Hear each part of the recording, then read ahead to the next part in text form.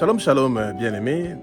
Nous sommes très contents de vous retrouver dans cette émission où nous allons parler de comment gagner les chrétiens de l'Église catholique romaine à Jésus-Christ de Nazareth. Alors, ça va être quelque chose de pas facile de pouvoir nous exprimer devant nos frères et nos sœurs de l'Église catholique romaine parce que rappelons-nous que ce message n'est pas un message pour critiquer ou pour juger la croyance des autres. Non, du tout. C'est pas un message de haine, c'est pas un message de jugement.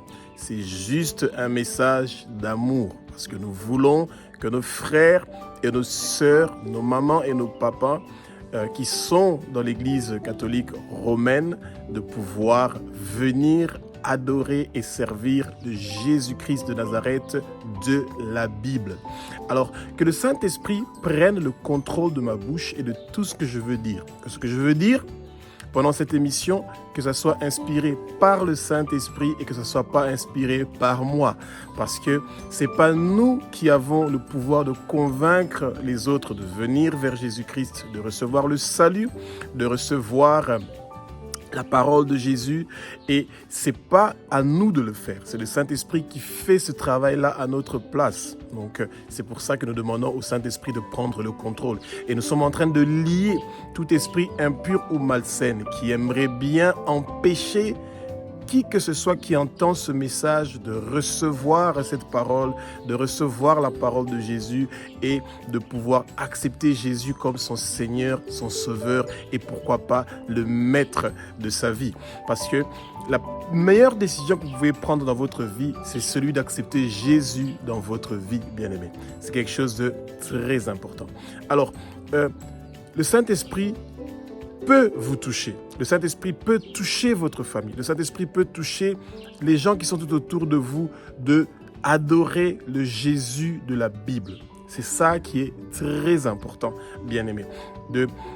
Et malheureusement, nos frères et nos sœurs qui fréquentent l'Église catholique romaine, ils ne prient pas, ils n'adorent pas le Jésus-Christ de la Bible, et c'est maintenant qu'on va essayer de vous expliquer avec des versets bibliques que nous devons absolument intercéder, prier pour que tous ces gens-là, et ils sont des millions partout dans le monde entier, qui adorent un autre Jésus que le Jésus de la Bible. Alors, vous allez sûrement vous poser la question de savoir, comment se fait-il que les gens qui parlent de Jésus ne sont pas en train de parler du Jésus de la Bible? Oui, effectivement, vous vous êtes posé une très bonne question. Beaucoup de gens qui adorent Jésus ou qui parlent de Jésus, ils ne parlent pas du Jésus de la Bible. Ils parlent d'un autre Jésus. Et le Jésus de la Bible doit remplir certaines conditions. Et toute personne qui parle d'un autre Jésus, qui est le Jésus qui est décrit dans la Bible, cette personne-là est tout simplement en train d'adorer un autre Jésus, et il a besoin de se repentir et de chercher le vrai Jésus de la Bible.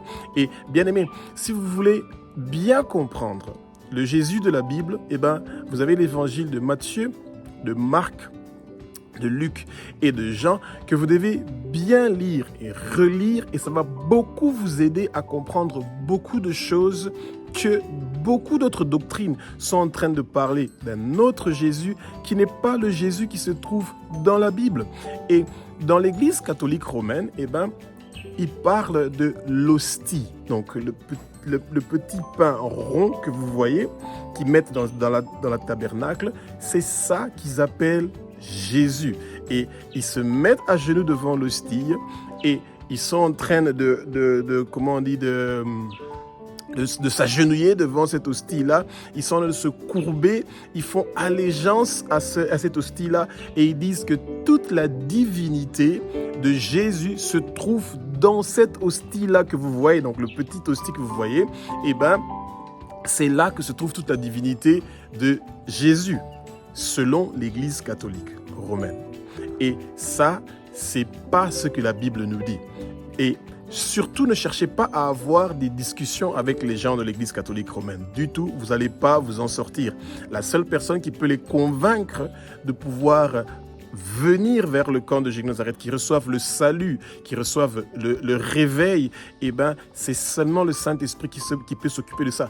Par vos propres efforts, vous n'allez pas réussir à les convaincre de venir vers le Jésus de la Bible. Alors, nous allons commencer à parler maintenant du Jésus-Christ de la Bible. Alors, Luc nous parle du Jésus qui est né d'une vierge qui s'appelle Marie dans l'évangile de Luc. Alors, bien aimé, la seule personne qui est née d'une femme qui est vierge, ça veut dire une femme qui n'a pas connu un homme, et c'est seulement Jésus-Christ de Nazareth. Il n'y a pas un autre être humain qui est né d'une femme qui est vierge. C'est seulement Jésus-Christ de Nazareth qui est né d'une femme qui est vierge qui s'appelle Marie. Et attention aux gens qui prient Marie ou qui prient peu importe quelle autre femme qui a mis Jésus-Christ au monde, eh ben c'est un problème. Vous avez un souci. La seule personne qui est entre nous, les êtres humains, et Dieu, c'est Jésus-Christ de Nazareth. Il n'y a pas un autre intermédiaire. Il n'y a pas une personne qui intercède pour nous devant Dieu, devant Abba, notre Père qui est aux cieux. C'est seulement Jésus-Christ de Nazareth. Et donc, lisez dans l'évangile de Luc et vous allez voir qu'on parle du Jésus-Christ de Nazareth né d'une vierge. Et tout autre Jésus qui n'est pas né d'une vierge, qui s'appelle Marie, comme c'est écrit dans la Bible, eh ben, c'est pas le Jésus que nous avons besoin et c'est pas le Jésus que nous devons adorer. Philippiens nous parle de Jésus-Christ de Nazareth qui s'est incarné dans l'être humain. Oui, alors c'est là où il y a une très forte discussion entre beaucoup des gens dans le monde entier qui ne veulent pas croire que Jésus est Dieu. Donc Jésus-Christ est non seulement le Fils de Dieu, mais il est aussi Dieu. Vous avez bien compris, c'est Dieu dans le corps d'un être humain. Donc Jésus, tout en étant Jésus-Christ de Nazareth, un être humain sur terre, il était en même temps Dieu. Et c'est compliqué de commencer à comprendre ça. Pourquoi ? Parce que Dieu, on n'est pas là pour le comprendre. Il est un Dieu qui est magnifique et merveilleux et il est un Dieu qui est puissant et c'est pas tout le monde qui est appelé à le comprendre. Et c'est pour ça que quand vous êtes un chrétien et que vous dites que vous êtes vraiment sauvé et que vous avez le réveil, que vous avez reçu la bonne nouvelle de Jésus-Christ de Nazareth, ce que la Bible nous dit, cette parole-là qui est dans la Bible, c'est la vérité. Parce que la Bible est l'autorité suprême de tout chrétien. Tout chrétien qui se dit que lui, il est sauvé, donc il a accepté Jésus comme son Seigneur, Sauveur et Maître, ce qui se trouve dans la Bible est la seule vérité et pas une autre vérité. Et c'est pour ça que quand la Bible nous dit que Jésus-Christ de Nazareth s'est incarné dans l'être humain, donc ça veut dire qu'il était en même temps Dieu et en même temps être humain, si la Bible le dit, c'est la vérité. Hébreu nous dit que Jésus-Christ de Nazareth a commis aucun péché. Bien aimé, vous avez l'évangile de Matthieu, de Marc, de Luc et de Jean. Prenez votre temps de lire. En aucun lieu, il y a aucune phrase qui montre que Jésus a péché. Jésus n'a jamais péché. Il a accepté de devenir péché sur la croix, de verser son sang précieux pour que vous et moi, pour que nous tous, nous soyons sauvés, pour que nous puissions être rachetés de la main de Satan. Et c'est important de comprendre qu'il n'y a personne d'autre dans le monde entier, même pas votre pasteur, même pas votre père, qui que ce soit qui peut accepter de verser son sang pour vous. La seule personne qui a accepté de verser son sang, c'est l'agneau qui a été immolé. Et l'agneau qui a été immolé, il n'y en a pas deux. Il y en a seulement un seul. Son nom, c'est Jésus-Christ de Nazareth. Celui qui est digne de recevoir la puissance, celui qui est digne de recevoir la richesse, celui qui est digne de recevoir la sagesse, celui qui est digne de recevoir la force, celui qui est digne de recevoir la gloire, celui qui est digne de recevoir la louange. toutes ces bonnes choses-là, c'est Jésus-Christ de Nazareth qui est digne de le recevoir. Et quand vous acceptez Jésus dans votre vie, bien-aimés, ces choses-là aussi sont à votre disposition. Et c'est le moment. Si vous n'avez pas reçu Jésus dans votre vie, c'est le bon moment maintenant de recevoir Jésus dans votre vie. Vous devez seulement dire que Seigneur Jésus, je me repens pour tous mes péchés, pour les péchés de mes parents et de mes ancêtres. Et je pardonne à toute personne qui m'a offensé, qui m'a fait du mal ou qui m'a blessé, qui m'a rejeté. Et je veux te recevoir dans ma vie. J'accepte que tu es le Fils de Dieu. J'accepte que tu es Dieu. J'accepte que tu as versé ton sang sur la croix de Golgotha pour que je sois sauvé. Je te reçois dans ma vie, Jésus. Et avec ces quelques phrases-là, bien-aimés, vous recevez Jésus. Et quelque chose va changer maintenant dans votre vie. Et demandez au Seigneur de vous donner le baptême du feu du Saint-Esprit. Quand vous recevez le Saint-Esprit bien-aimé, la suite va être tellement facile parce que le Saint-Esprit sera là pour vous apprendre ce que vous avez besoin de connaître.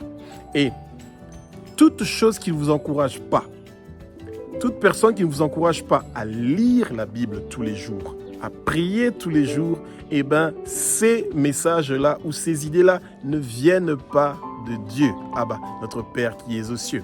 Donc, mettons-nous au travail pour que nous puissions être sauvés, que nos noms soient inscrits dans le livre de vie de l'agneau. Bien-aimés, le Jésus-Christ de Nazareth de la Bible que nous adorons, ce Jésus-là est un Jésus qui est merveilleux. C'est un Jésus qui a accepté de laisser son trône au ciel et de venir sur terre. Jésus a vécu 33 ans sur terre. Il a accepté de donner sa vie sur la croix pour que vous et moi, nous puissions hériter du royaume de Dieu. Il n'y a personne d'autre qui peut vous conduire vers le Père, si ce n'est Jésus-Christ de Nazareth. Jésus-Christ de Nazareth est le seul chemin qui mène vers notre Père qui est aux cieux. Toute autre personne qui va se présenter dans votre vie, ou comme esprit, ou comme homme, et qui dira qu'il peut vous montrer le chemin de Jésus, qui peut vous montrer le chemin de Dieu, c'est faux et archi faux. Jésus est le seul chemin qui mène vers notre Père qui est aux cieux. Et Jésus-Christ de Nazareth est mort sur la croix de Golgotha. Et après 3 jours, il est ressuscité des morts. Il est le premier qui était ressuscité des morts et il est vivant, il est plus que vivant pour les siècles des siècles et d'âge en âge. Et Jésus-Christ de Nazareth, maintenant, il est assis à la droite du Père. Il n'est pas sur la croix. Jésus n'est plus sur la croix. Et quand nous avons nos frères et nos sœurs qui viennent de l'Église catholique romaine ou d'autres confessions religieuses et qui mettent Jésus sur la croix, ils veulent que Jésus reste sur la croix. Jésus n'est plus sur la croix. Jésus est déjà ressuscité, il est vivant, il est plus que vivant. Le Satan veut continuer à voir Jésus sur la croix, mais cette étape-là est déjà passée depuis très longtemps. Jésus est assis à la droite du Père et il est en train d'intercéder pour nous, pour que nous puissions recevoir son salut, son réveil, sa parole, que sa parole vienne habiter en nous. Et c'est pour ça qu'il nous a promis de nous envoyer le Saint-Esprit pour que le Saint-Esprit puisse venir habiter en nous, que le Saint-Esprit soit avec nous. Nous avons soif que notre Père qui est aussi notre Dieu, notre Roi, soit présent chaque jour de notre vie avec nous.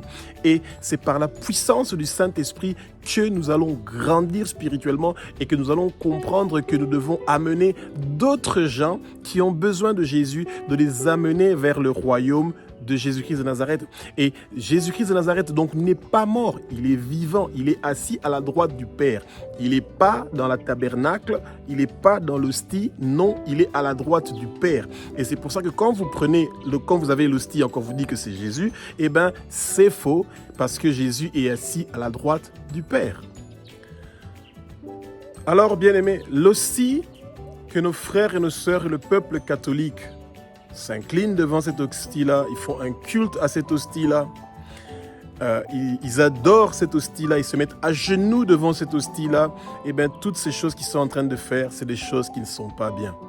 Et c'est pour ça que quand vous avez des gens de votre famille qui sont dans l'église catholique romaine et qui fréquentent cette église-là et qui continuent à prendre l'hostie et qui continuent à s'agenouiller devant le tabernacle et devant cette hostie-là et qui s'inclinent devant cette hostie-là, et bien, bien aimés, si vous aimez vos frères et vos sœurs et vos papas et vos mamans, vous devez prier pour eux, pour que quelque chose change dans leur vie, que le Saint-Esprit touche leur cœur pour qu'ils puissent venir vers Jésus-Christ de Nazareth. Toute personne qui est en train donc de prendre l'hostie et qui pense qu'il est en train de prendre Jésus, eh ben, c'est un problème. Et nous devons montrer de l'amour envers ces gens-là. Et c'est pour ça que nous devons prier pour eux. Et avant de commencer à parler de ces choses-là avec vos frères, vos sœurs, vos papas, vos mamans qui sont dans l'église catholique romaine, vous devez demander la direction du Saint-Esprit pour savoir comment vous devez faire. Parce que vous devez d'abord lier ces esprits impurs et ces démons qui les ont capturés.